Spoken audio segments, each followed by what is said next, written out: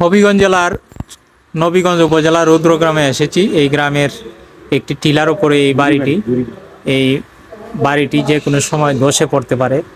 দেখুন, অনেক ঝুঁকি রয়েছে। শূন্য হয়ে গেছে, এটার মাটি সরে গেছে, এই টিলাটি ধসে গেছে।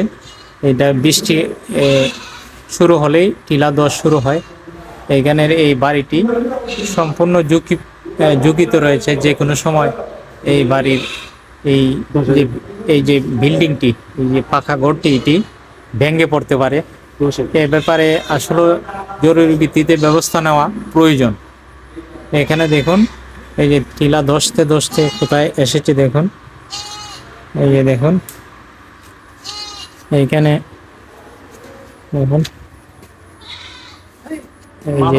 এই যে দেখুন, এইখান থেকে এই এই এই যে দেখুন কিভাবে ধসে পড়তেছে।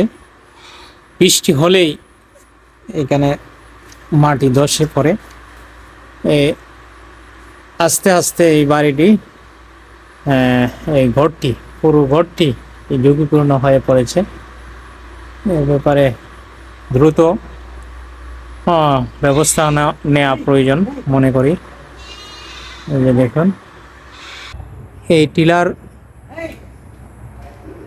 নিচে আরেকটি ভবন রয়েছে। এই ভবনটির জন্য ঝুঁকি রয়েছে, কারণ উপরের ভবনটি যদি ধসে এদিকে পড়ে তাহলে এখানে এই বাড়িটির সমস্যা হতে পারে। এ ব্যাপারে দ্রুত প্রয়োজনীয় ব্যবস্থা নেওয়া প্রয়োজন।